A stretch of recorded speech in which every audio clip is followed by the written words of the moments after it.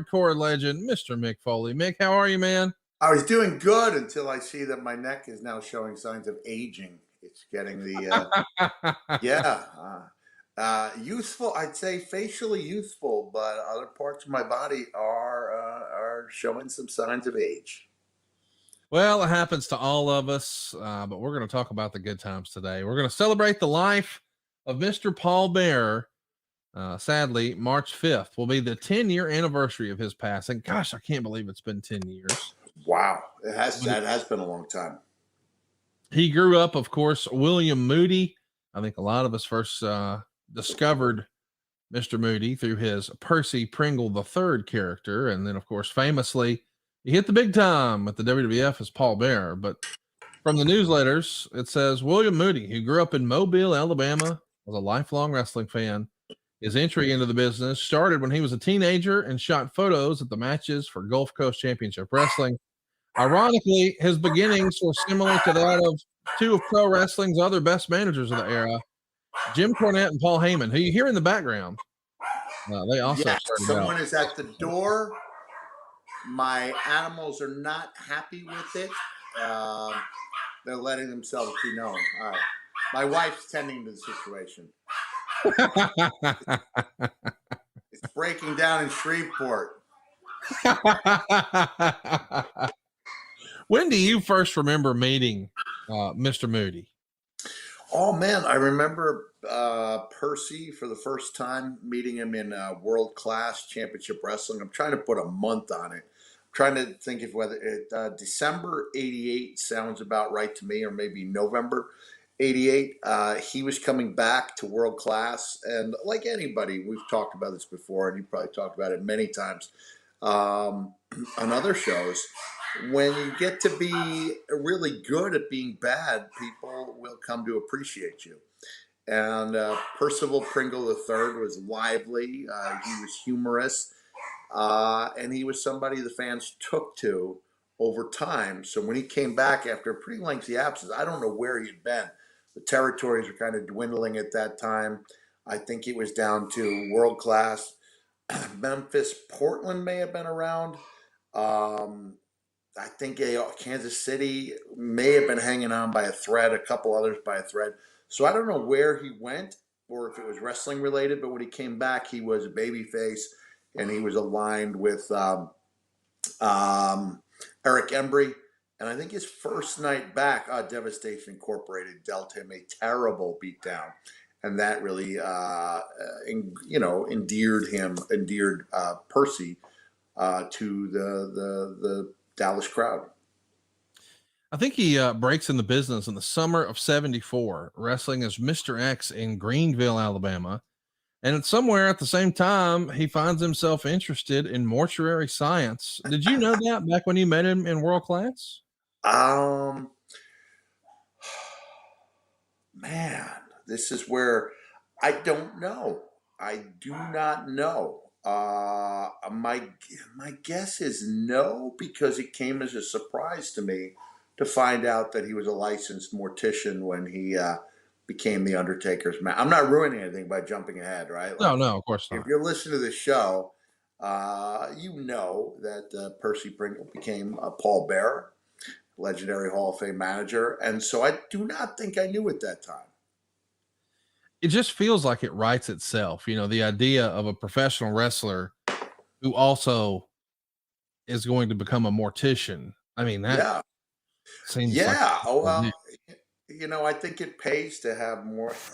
Sorry, I'm about to steal from the Kevin Nash library because Kevin used to say it was great to have a guy who could do more than one thing. That's why he liked to visit his baker slash proctologist.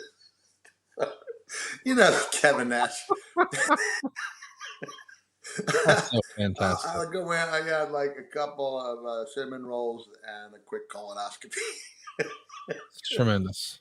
So yeah, it did seem to write itself, and this is where I wonder whether it really happened this way or whether it's a case of just using your creative crayon to color things up a little bit. Because in the popular telling, not even Vince McMahon knew until Percy was there in the office, more or less like, I don't know, you're auditioning or if you're under consideration for the role of Undertaker's manager, and he found out that Paul Bearer legit had a degree in mortuary science. And at that point, like you say, it's like the script is writing itself. Like you couldn't have picked a better guy. And I would have had no idea, based on what Percy had done in World Class and elsewhere, that he could turn into this macabre, Yes. dark, but when I dark but fun in a good sense. I would not have seen that guy in there, and apparently Mr. McMahon did. When I'm curious, you knew him a long time. Did you refer to him as Percy or Paul or Bill, or what did you call him? You know what? He was always Purse, Purse, and I think even when I think there's a quote in my book, the first book, Have a Nice Day, when I came back and I was trying promos of a lengthier, promos that told a story. And during the height of the catchphrase boom, that was difficult to do because fans were just conditioned to either, pop every 8 seconds or whatever the cadence you personally had was, or tune you out. And on that night, they tuned me out, and I remember, coming back and dropping the rough Foley F bomb, and I think he even said, "Don't worry about it, mommy," and we'll get into that nickname in a second. And I said, "F those people, Purse," and I don't think I said Paul or Uncle Paul, but as long as he had been Percy, with a few exceptions, once we did a localized promo with Gold Dust, Marlena, me and Paul, where I referred to him as Uncle Paul because I'd been referring to Gold Dust as mommy, like in local promos. It never really. It's funny because it even made the cover of WWE magazine, even though Gold Dust and I had been involved in angles together around that time of the summer of '96, and we went all over the country as a tag team. I don't think the mommy stuff was ever on a national level, but it really got over, at least with the people involved in the promo, to the point where I started calling Uncle Paul, and yeah, yes, and then he knew that I called Goldust mommy, and he would call me mommy, and I would call him Uncle Paul, and that's what we were until he left us. Well, when you think of modern managers that started in the 80s, boy, there's so many big ones. Jim Cornette, Bobby Heenan, Paul Heyman, Paul Bearer. These are iconic characters. Yeah. Before Paul became one of these iconic characters, as we mentioned, he was a wrestler. Did you ever see any of his stuff in the ring? Well, I saw his stuff when I was about 18 feet above the ring in a Yeah, right. scaffold match in Fort Worth. I didn't see much of it because I dare anyone to go out there and try to find proof that Uncle Paul or Percy Pringle was in that match. It's hard to find because he and Akbar, they basically went down to the mat or the scaffold in this occasion and rarely got up. And Eric and I tried to do some wrestling and create some excitement. Ultimately, I broke my wrist in that match, and it changed the course of my career in a weird way for the better. But that was the only time I saw him wrestle.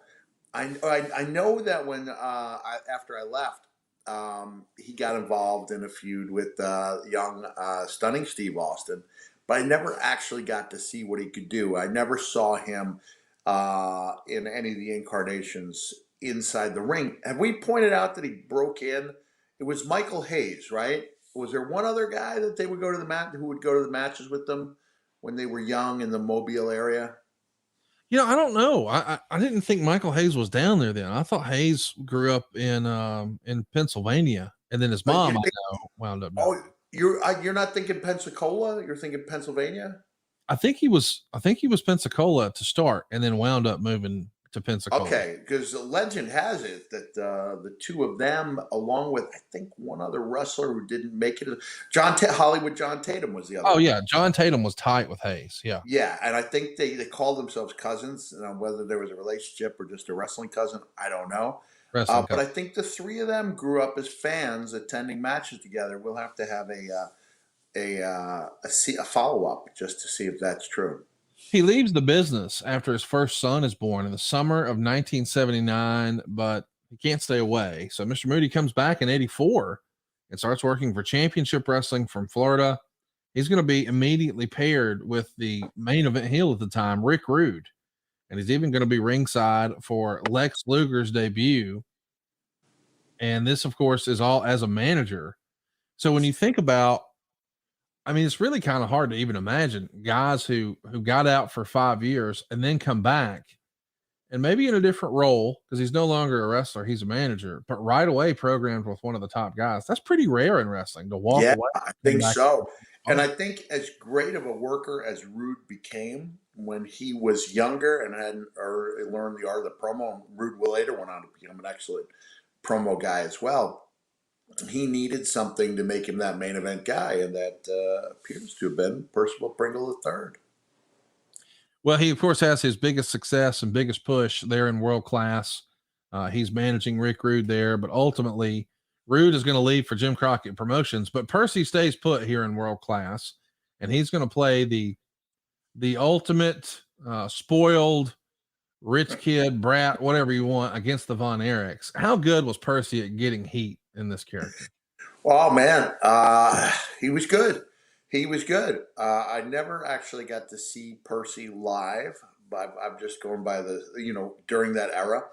And the Von Erichs were a phenomenon, but unless you had to keep that phenomenon fresh because you were in a situation where they were in the Sportatorium every Friday night, every Saturday morning. Even Memphis was slightly different in that they were every Monday night, Mid South Coliseum, and then every Saturday morning in the TV studio.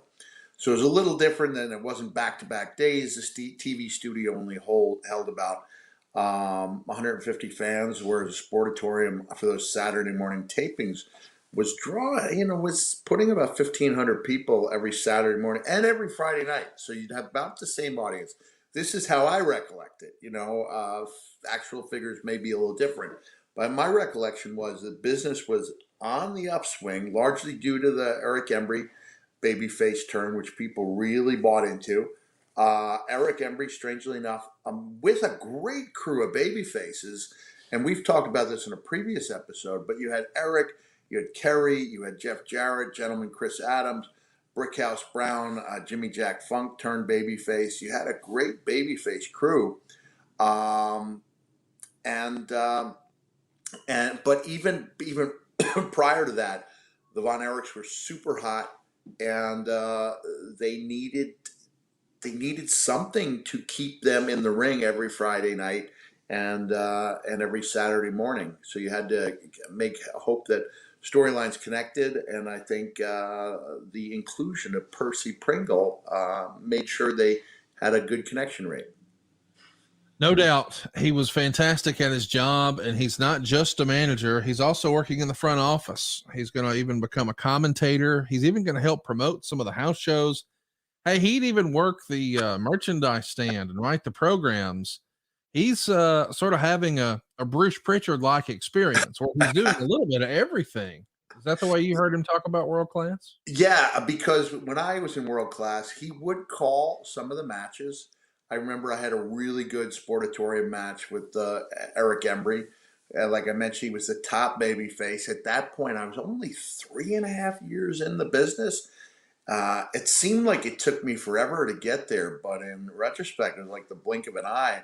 And Eric told me, "You call it out there, baby." So that was a big moment for me. And Percy did the commentary for that one. So he was an enjoyable presence for sure, and I like everyone else enjoyed being around him. He managed a who's who here in this territory, including the missing link, Matt Bourne, who we know would go on to be Doink, Hmm. Buzz Sawyer, Eric Embry, the Great Kabuki, the Dingo Warrior, Steve Austin, Ted Arcidi, Steve and Sean Simpson, Black Bart, and Iceman King Parsons. What do you think a young Cactus Jack could that have worked with Percy?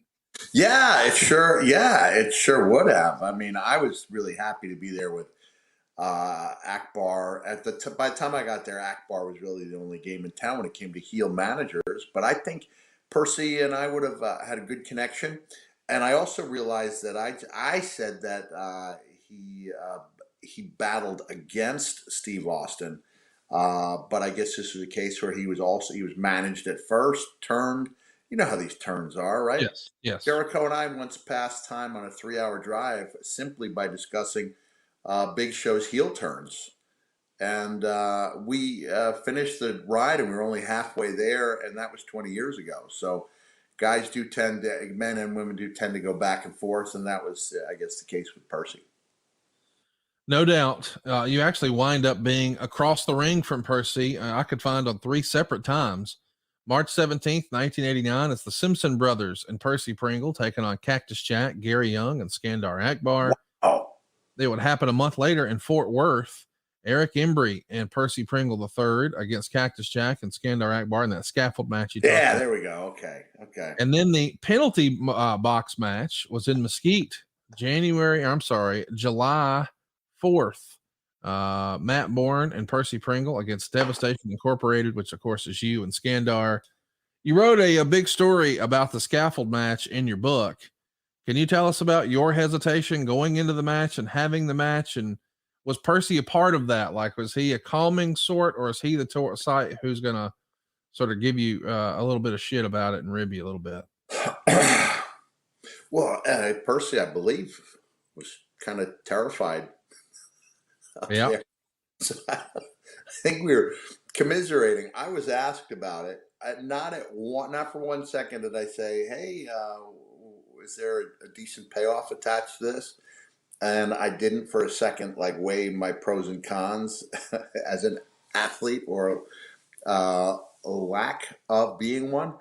It was not until I hung up the phone that I was like, man, I don't know how I'm going to fare in there. Like a big part of the scaffold match is being able to like keep yourself suspended, from a hanging position, even a pull-up position, so you're in complete control. And even at my peak as an athlete, I maxed out in sixth grade gym class with 4 pull-ups, and that was before I was bottom heavy. So I was not a pull-up guy. So I didn't have like the main attribute you need to be in control of your own destiny there. I think guys who've been there will tell you the secret is you want to try to hang, be in control of yourself. And when you hit the mat, it's really important that your body kind of collapses, kind of like a paratrooper type of thing. And there have been a litany of injuries. I think Jim Cornette's knee, first and foremost, but there's really no good way to leave that position, dangling from the scaffold and hit. I mean, the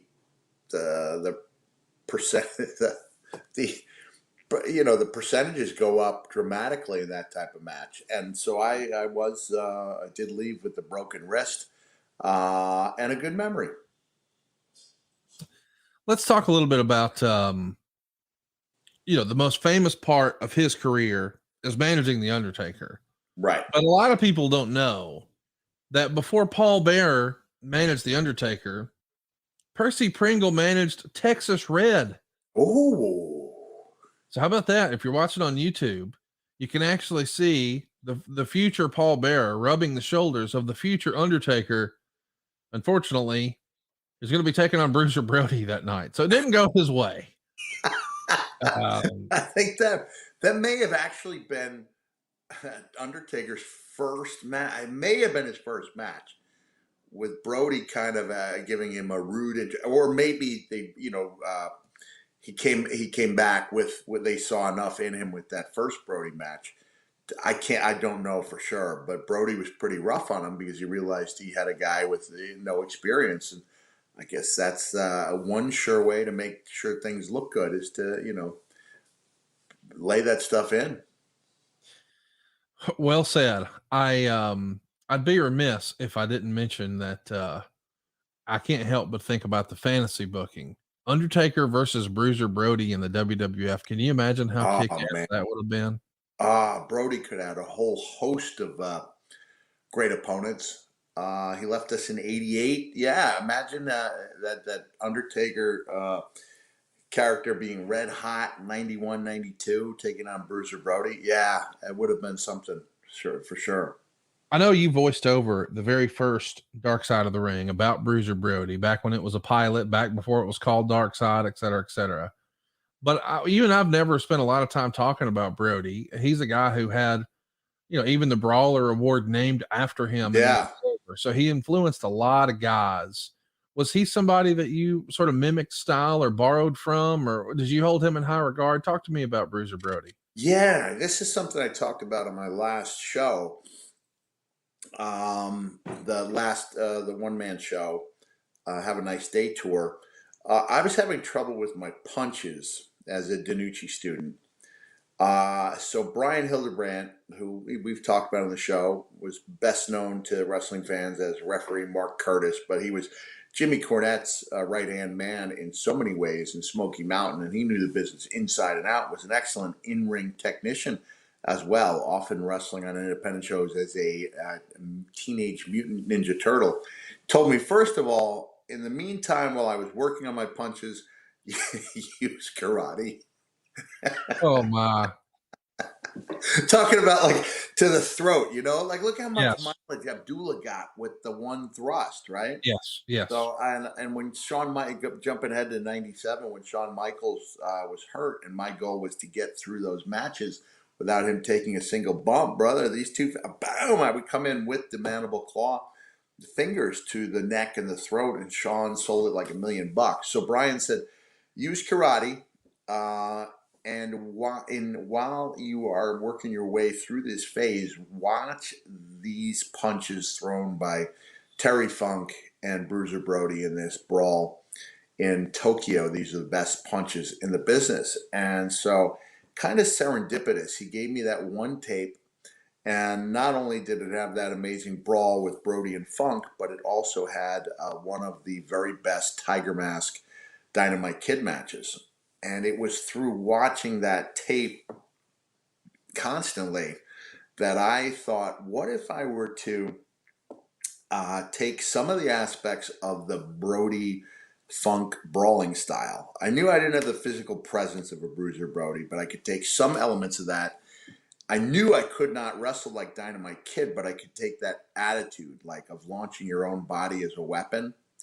And I would say the Brody Funk brawling and the Dynamite Kid high impact style was like kind of like the cross hybrid style that helped me immeasurably. Yeah, without those guys, I would just I think I would have been lost. So we all borrow from each other. Right. We all do it. And the key is to put your own ingredients into this stew. And I think I did that. But definitely, Brody had a huge effect on me to the point where, Stan Hansen said that, to watch me, sell. I did it differently than Brody, but there were shades of it. He said that's really quite a tribute to Frank. And I used to encourage heels, especially who seemed lost, to watch Brody matches and watch how he maximized everything. That he could get almost as big a reaction by going up to the top rope and not coming off as he would by coming off the top rope. And then that made the move off the top later in the match or in another match even more meaningful. But he was a guy that got the most out of everything. And just, he had that incredible spirit. And in Japan, especially, man, he flourished there with the crowd that didn't care that they were in harm's way. And some of them wanted to be in harm's way. Some of them wanted to go home with a punch or a mark from a chain to prove they'd been in a Brody match. So yeah, I gleaned quite a bit from Brody, and I'll go on the record saying, yeah, that was one of my mistakes, is not accepting that voiceover job that later went to Chris Jericho. But yeah, I mean, we could talk about Dark Side of the Ring at another time. But my point, my mindset was, how can you possibly top that story? Right. Unless there's a lot of dying going on. And I didn't know, honestly, I thought I don't want to be involved in a show where someone's dying every week. And Right. I've gotten to really like and appreciate and be a big fan of Dark Side of the Ring. But at that time, I just didn't want to, I didn't want to be a part of something that dark. No, that makes sense. I mean, I think that's a natural hesitancy a lot of folks had before they saw it. And even after seeing it, I know some folks say, oh, no good can come of this and all that Yeah. jazz. But I think a lot of the creators, and I know you had a chance to meet Jason and Evan, and I Yeah. think they've done a great job. And they did a segment on the territories, and we should talk about the end of World Class here. It's going to start taking place, and the Von Erichs eventually make a deal with Jerry Jarrett about ownership of the company, and there's a lot of politics involved in all of this. And I think this is the era where you're there, right? I yeah, I was there before Steve was there. Steve was training when I was there, so they have a bunch of guys in there that weren't there at the time that I was. But yeah, I remember trying to. Max Andrews had something to do. He was one of Jerry's. I don't know if he was Jerry's production guy, but I think he was cast as like the knight in shining armor, trying to somehow.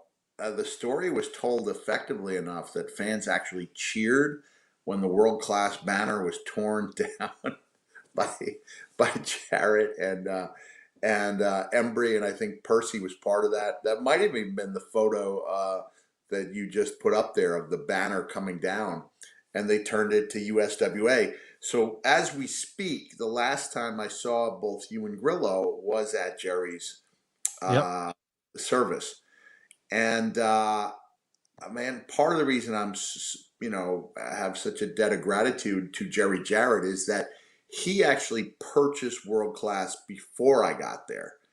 So he was in a position, and I was in that period where they were two separate entities owned by the same guy. And I think within 4 to 6 months of me leaving there, Dallas became another part of the weekly Memphis route. It's like a 10-hour drive, but it became part of that route. I think they had a bus that took the guys from were from Memphis to Dallas.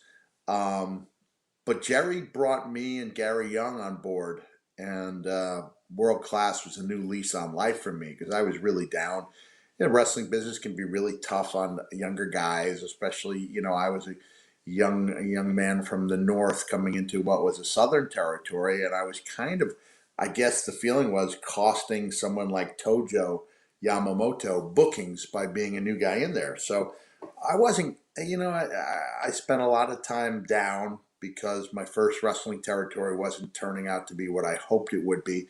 And then the World Class was a new lease on life. And I really fell in love with the idea of traveling and being on the road and working regularly with great people. And I learned so much in such a short time in World Class.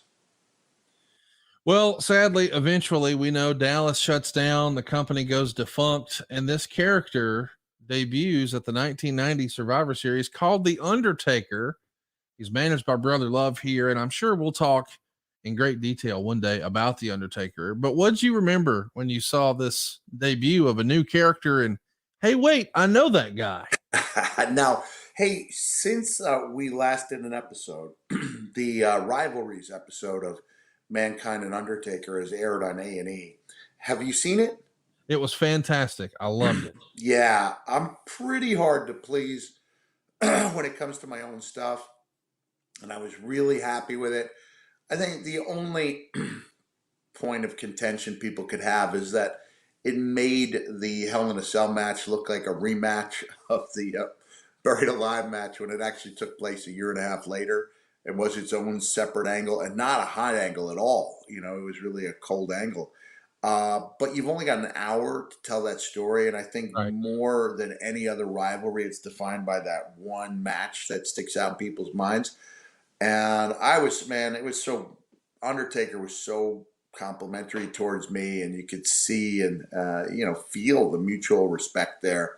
And so I told this story saying, I remember a friend of mine from University of Dallas who had met in my World Class days told me that she had a nephew who was 8 or 9 years old. He was a huge fan, and I was going to be in that area of central Pennsylvania. So I stopped by to watch the pay per view at this family's home. And when The Undertaker debuted, I was aware on one level that he was the same guy that I used to travel with and split rooms with. But on another level, man, it wasn't him. It was like it was a new guy. Right. I don't know if I've ever, you know, had that reaction to an arrival of a new character that had previously been known under another name. And it was just incredible. That was such a winning hand. He came in and he was decimating, established talent over talent. And if there's a case, ever a textbook way to make somebody in one night, I mean, that's just the first building block, but it's an important one. That was something that night. Can you give me in a nutshell the reason why the brother love Undertaker marriage was so? When we say marriage, it was wrestle speak for partnership. Why didn't that last longer? Why did Vince feel like they needed somebody else for that position? I think Bruce wanted to come off the road and wanted to work out of the office more. Okay, and So that if turned out, yeah, it turned out to be good for everyone. I love brother love, but I don't know if that was a great fit. Uh, I think they liked the contrast of, a lot of times you do have at a funeral service some sort of pastor type figure who does some speaking, and they like maybe the contrast of white and black. And I get that. But ultimately, we know it's not long for this world. It only lasts about 6 weeks. And then we see a new character debut. It's Percy Pringle, but now he's got dark hair and he's called Paul Bearer. And listen, as a name, it's a little silly, it's a little tongue in cheek, but boy, it just works with an Undertaker character, it doesn't it? it does. Now, I've never been a big fan of the names, like the Isaac Yankum from Yes. Decatur, Illinois. This was, to me, the exception that proved the rule. Paul Bearer, and it worked. It, we understood that this is a guy who's got dark circles painted under his eyes, right? Like they don't even look like real bags, but it worked. On paper, maybe it shouldn't have, but it was exemplary in its execution. I mean, hopefully you're taking a look at our YouTube version of the show because we've got some really fantastic photos here that complement the story. The name, a little silly, but it works. But more importantly, now you see two guys that you knew pretty well on WWF TV. How happy were you to see these guys paired together and working for the WWF? I mean, that's the big time. Loved it to the point where I had one of my ultimate markout moments. You've never heard me refer derisively to anybody as a mark, right? No, I don't think it's good to insult people who love what we do by calling them names. right, I don't think that's healthy. Um, so the only time I use the term mark or mark out is towards myself, right. when I turn 100% into a fan. In the Santa world, we call it a Santa moment. In wrestling, we call it a mark out moment. And I would say this qualifies because so in 1990, I would have been 25 years old. I'm in world class, and I see the hearse that the Undertaker and Paul Bearer used to actually be driven in a hearse for some period of time. I don't know how regular it was. I don't know how long the period lasted, but I see this hearse going through the drive-through at McDonald's. At which point, I get out of my car, proceed to chase the hearse, and I'm knocking on the door like I'm a prepubescent David Cassidy fan in 1971. I'm like, it's me, it's Cactus Jack. And they rolled down the window and we talked for a couple minutes, and then I saw him again saw them both again in '96.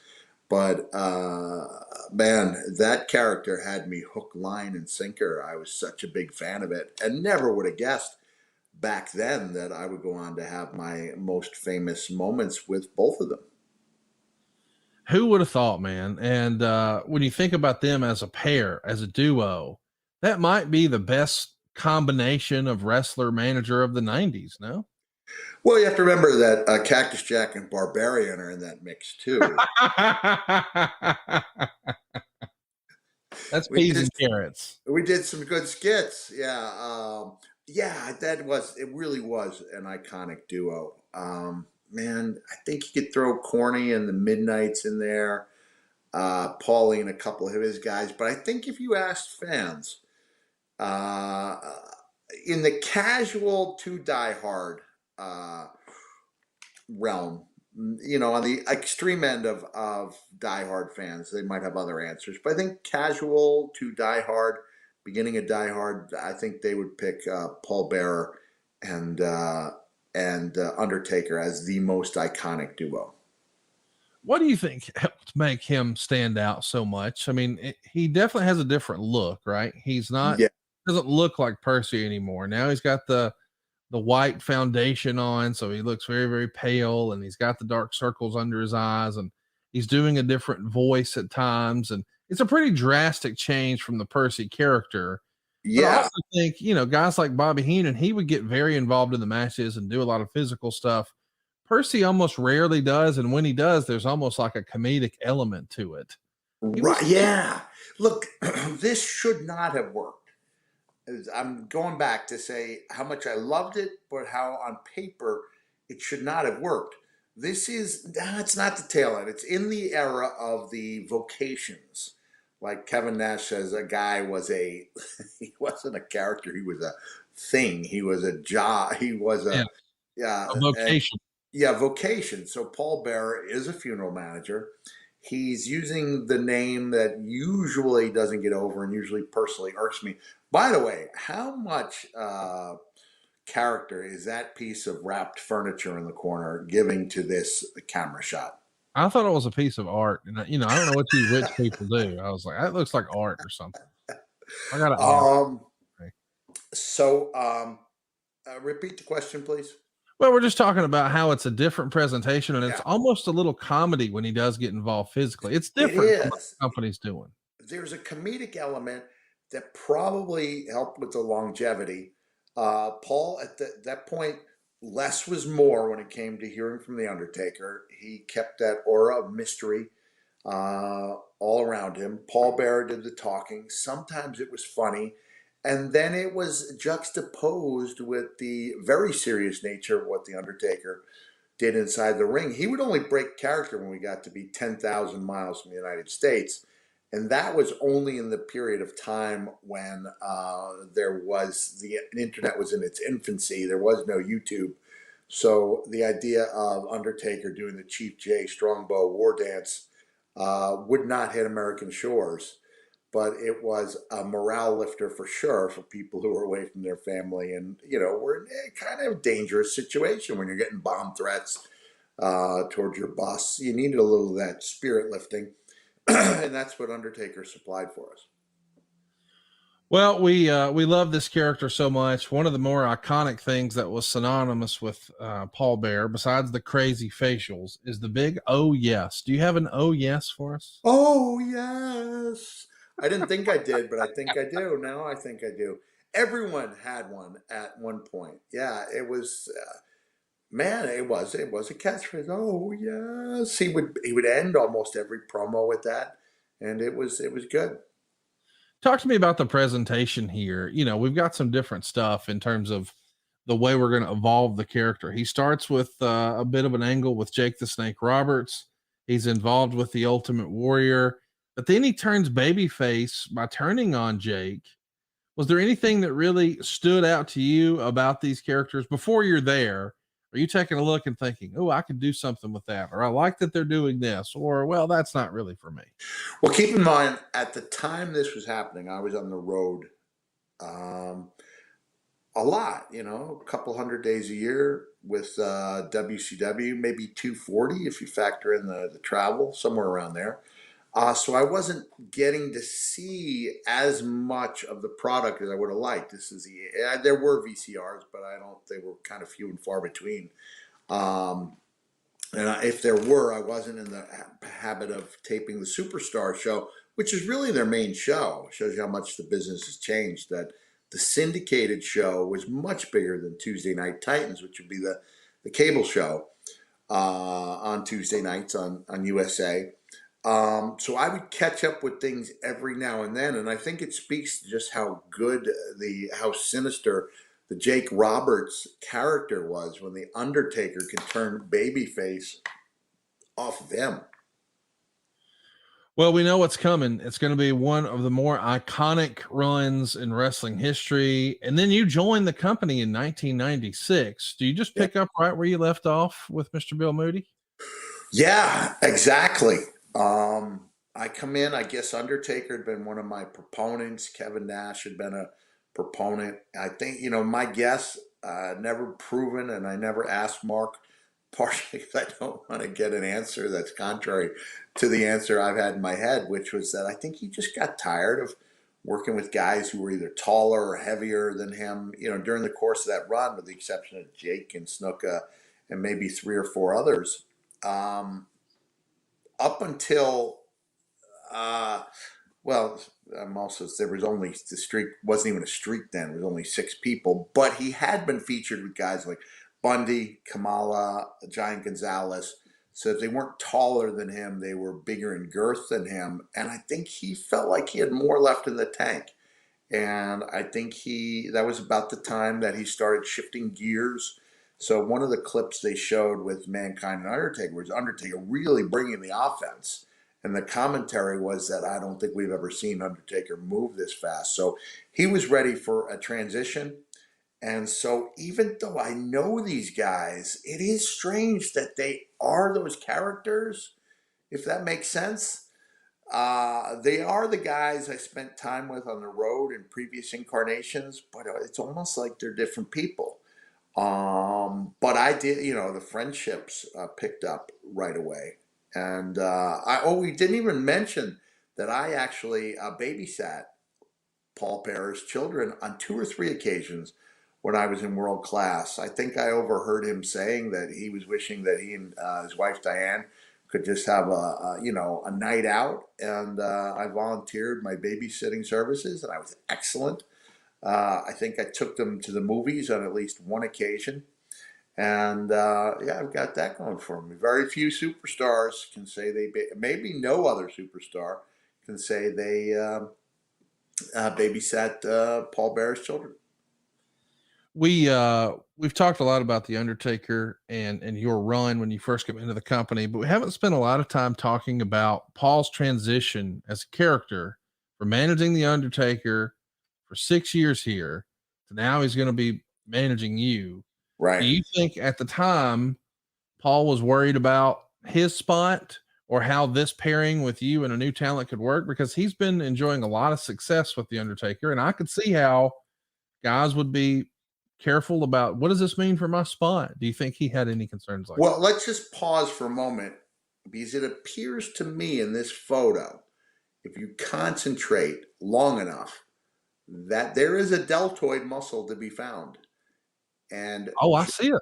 the baby makings of a bicep cap. So that's a good look for me. And a good look, Let I me think, just say this, Mick. If you keep that up, one day you could look as good as Bo Dallas. almost as good as Bo Dallas. Almost as good as Bo Dallas. that's a That's my son Mickey Foley for the uninitiated. Seeing Dad in a rare shirtless selfie pose, I thought he was asleep. Told me if I kept working on it, I could look almost as good as Bo Dallas. If I kept working hard, I could look almost as good as the guy with the worst physique in the company. Um, Look, if he had any hesitation or concerns, he didn't let me know about it. I think it would be unusual if he did not, because it was working. I mean, it had maybe hit a plateau, but there were a couple of really big heavy hitters who were kind of warning me um, that this thing with the Undertaker wasn't going to go well for me or in general. Uh, and I took the chance and proved them wrong. And I could not have done it without Paul Bearer playing such a pivotal role. And when the decision was made for him to turn, I don't think I learned about it. Oh man, that arm isn't looking too good in that photo. Man, looks like Foley needs to hit the gym now, pronto.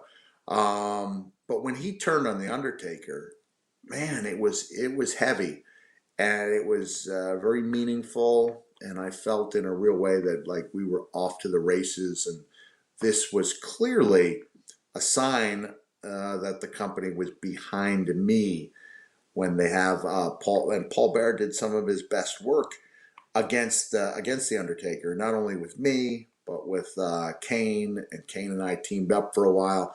And I'm really proud that there was just the three of us that he managed. It was Undertaker, it was Kane, it was Paul Bearer.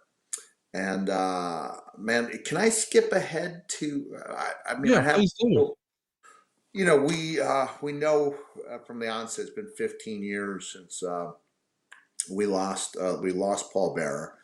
And when I got the news and found out that the service was going to be in Montgomery, I checked the flights. And man, it was like $1,400 one way. I was in Indianapolis, um, and man, there's a lot of money.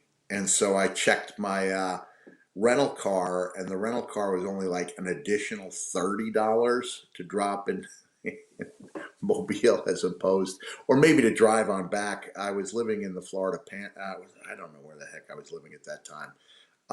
It made financial sense, and I turned on the GPS, and it said something like eight 800 miles or 700 miles. And I got in the car. I only had 3 CDs, and I made it there, and I was so glad that Glenn was there, Taker was there. So the three guys that he managed were all there to pay their respects.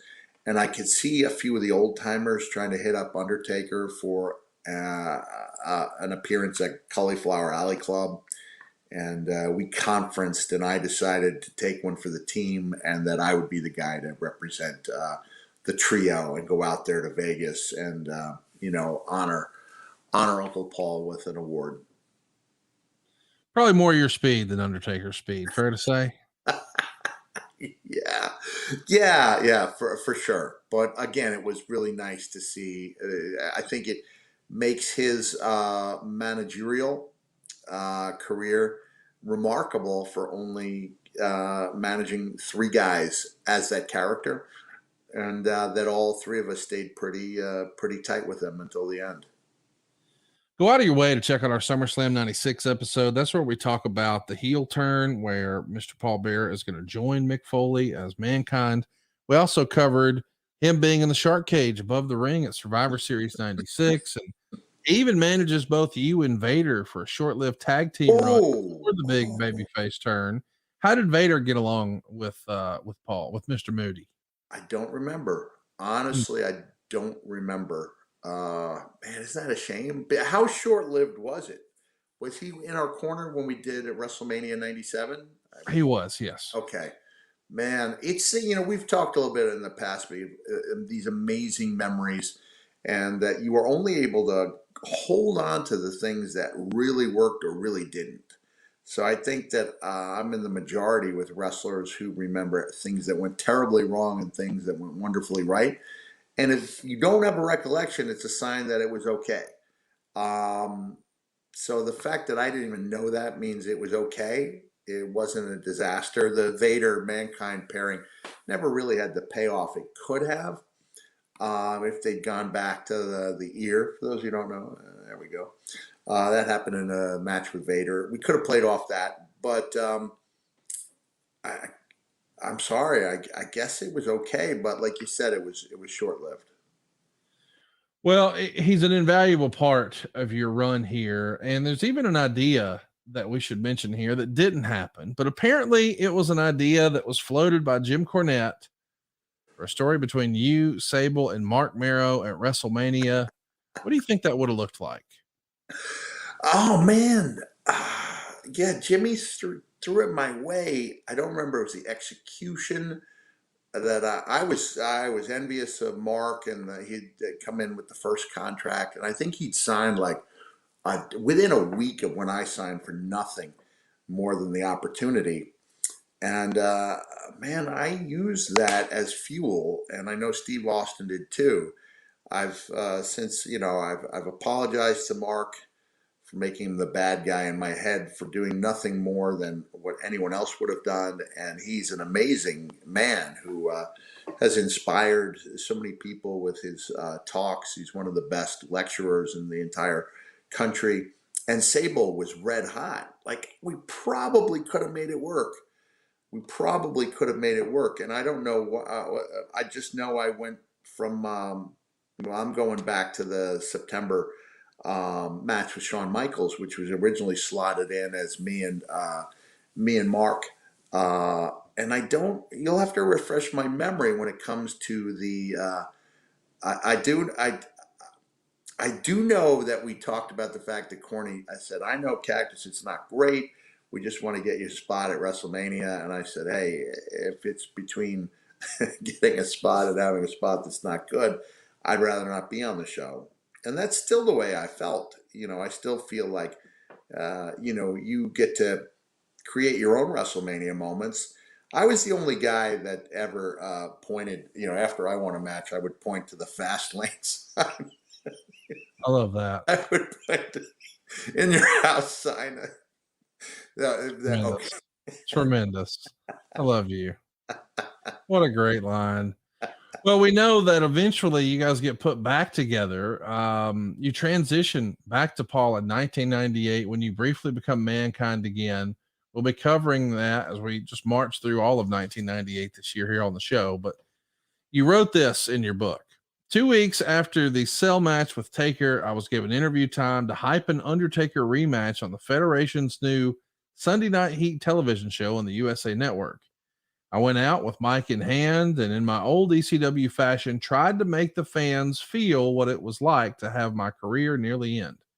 Within 48 hours, I had gone from my daughter kissing me on the cheek at Santa's Village because you're a good man to having a tooth sticking out of my nose. What I got from the crowd was apathy and disrespect. As I poured out my heart, fans were yelling obscenities and filling the rings with garbage. It was the first time I clearly felt that the new Federation attitude era had passed me by. Cool guys were in, Mick Foley was out. Catchphrases were in interviews that were required. Let me try that again. Catchphrases were in interviews that required an audience to think we're out. I came back to the dressing room and I was livid. Paul Bearer was the first one to come in after me, and as such, he caught the brunt of my anger. Damn it, Purse. I don't know why I'm doing this anymore.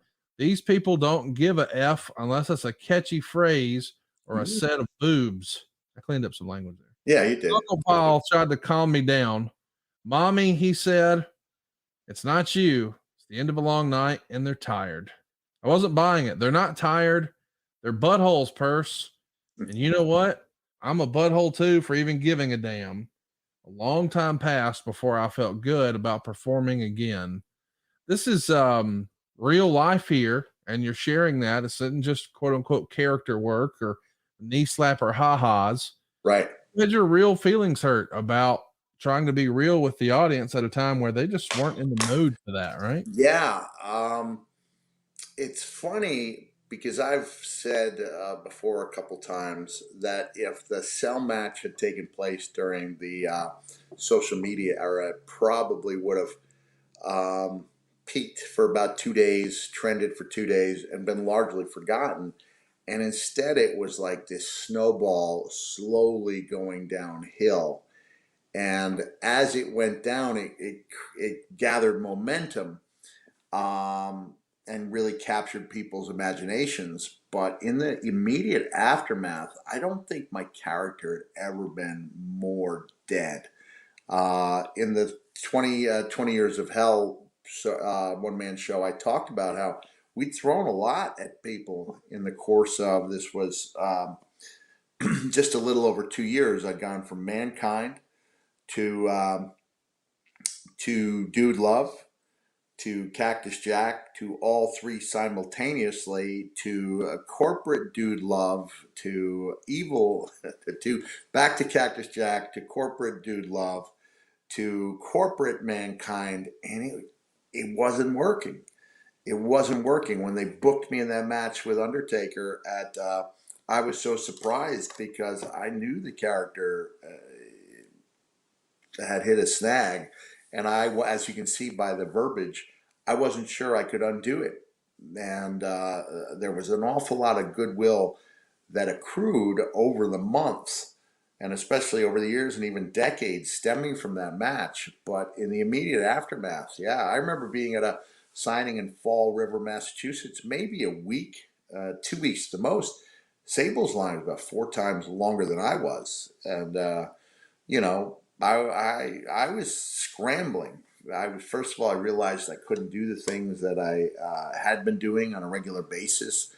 I was looking at my career being over soon, and I did not know how to pick up the pieces.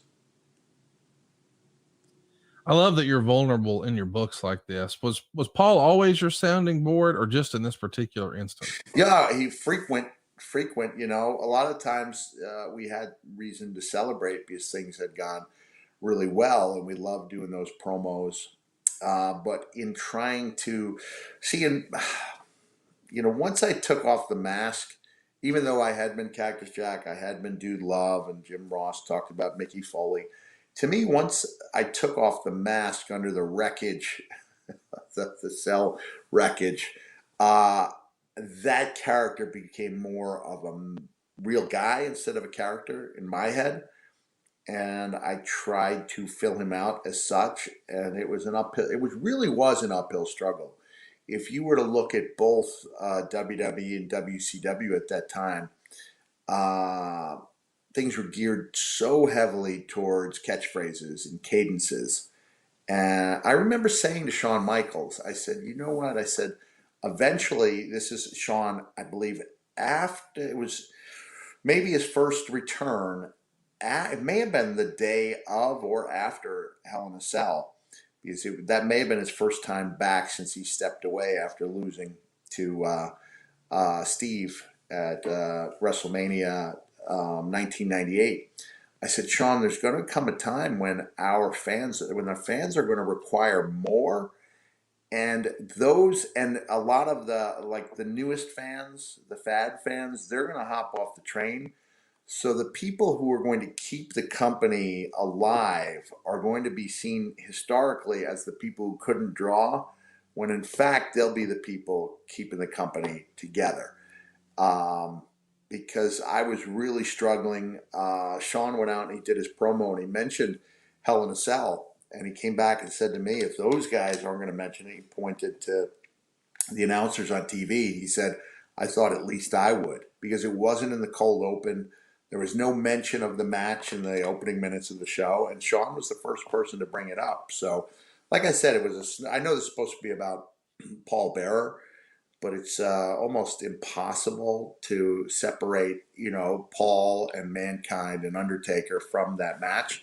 And Paul was the guy helping me as my support system when I felt like I was floundering in its after. Your travels once you guys are back together in 1998. I do want to know, when it comes to bouncing ideas off of someone, I get venting frustration, but creatively, would Paul help you with creative? Would you bet, hey, what about this? What do you think about that? Is that something you could do with Paul? Yeah, yeah. I mean, you'd be foolish not to bounce it off a seasoned veteran. Hey, can I point out some breaking news? We'll break it on this show.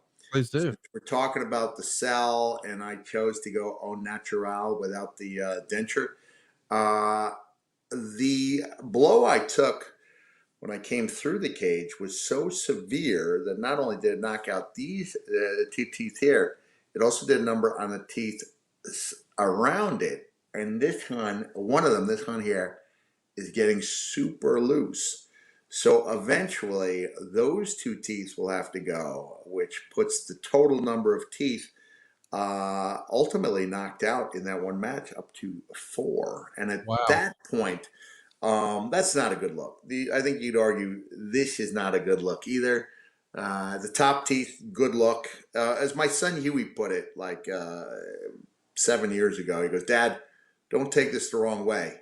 And we all know that nothing Yes. good can come of a sentence that begins with "Don't take this the wrong way." But No. he said, "You used to look kind of cool with your top teeth missing. Now you look like a crack addict."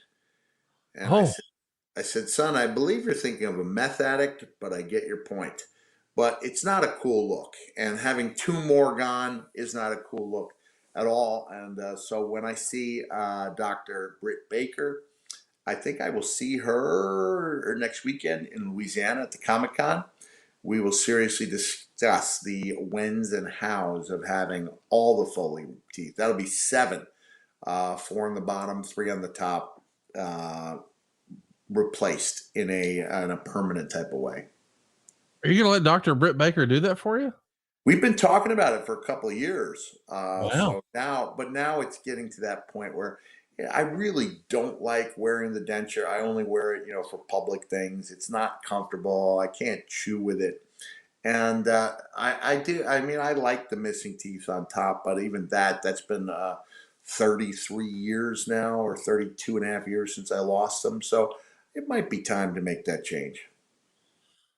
Man, I can't wait to hear your dentist story with a real wrestling dentist, not Isaac Yankem. No, no, yeah. Remember when I shocked the world with that?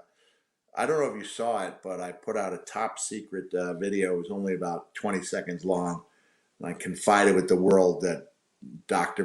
Baker might be the greatest wrestling dentist of them all. And I heard it from the Isaac Yankem fans. Believe me, brother. But I think most people agree. Dr. Baker, best wrestling dentist. No doubt. Hey, let's talk about those creative ideas that you would run past Paul or he would run past you. Do you remember pitching a rather out there idea and him saying, I don't know about that one, Mick? Well, I don't think he was real big on the idea of coming off the top of the cell. Yeah. But you have a great promo guy, a very different type of promo than I did, but still a guy who clearly knows how to get over with a crowd, and he's seeing me struggle. And I think his advice was, keep going. Don't become the catchphrase guy. Don't become what it is you hate. Um, Stick with it. Like you're going to win out in the end. And that was some really valuable feedback because I did end up having, some of my best promos in the months and years that followed that.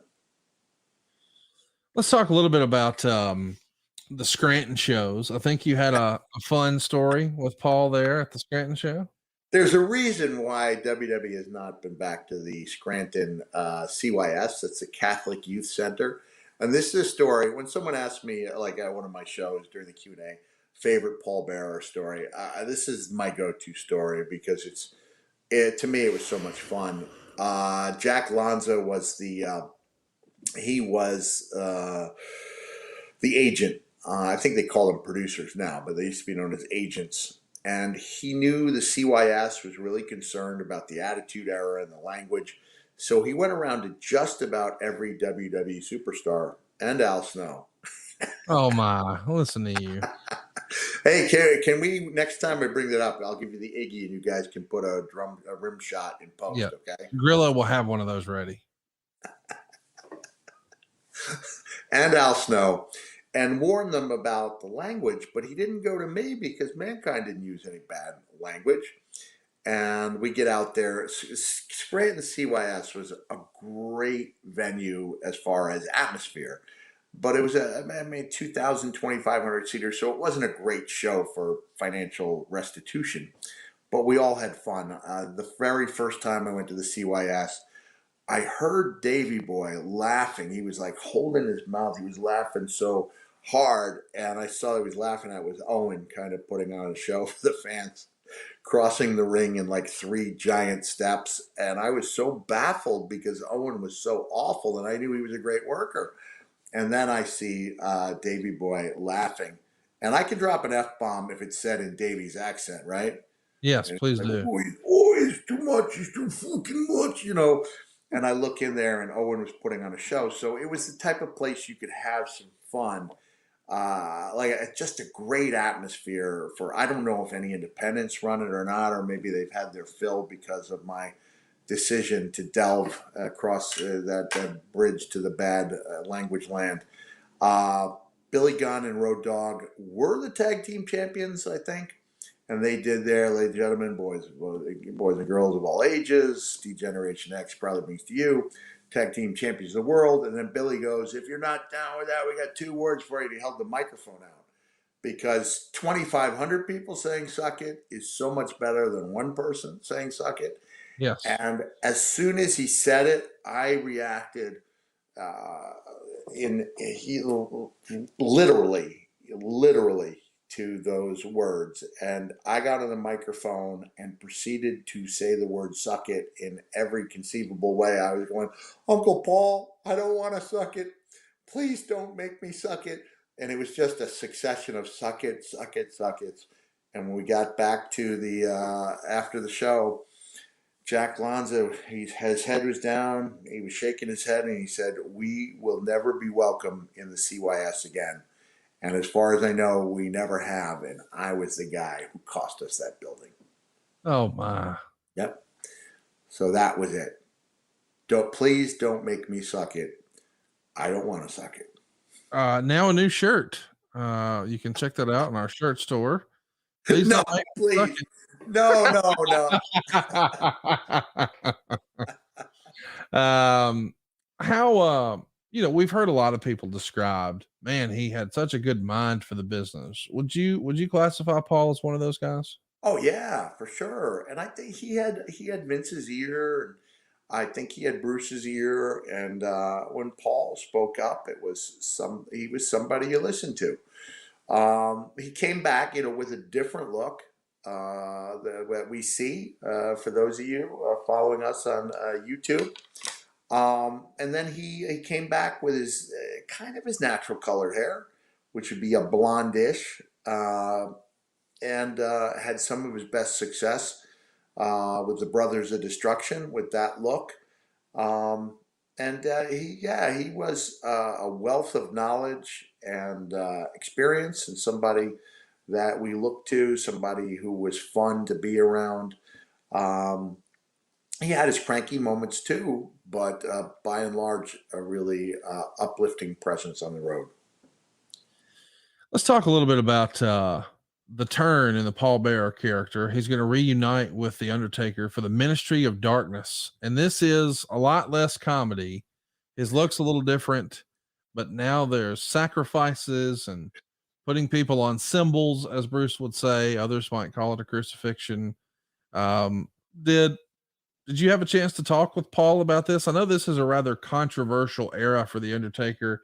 It's smack dab in the middle of the Attitude Era, so we're trying all sorts of craziness and Right. outside of the box stuff. But do you think Paul was hesitant to do any of this creative, or was he gung ho?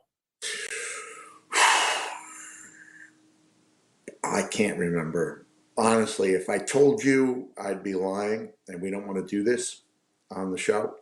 So I don't remember. I think this was the Paul Bearer who had less to do because Vince was the head of the corporate ministry, and there was Shane, and it was a really the show was getting a little dark, and in years past, I've said that was why it was perfect for my time as commissioner because I had the ability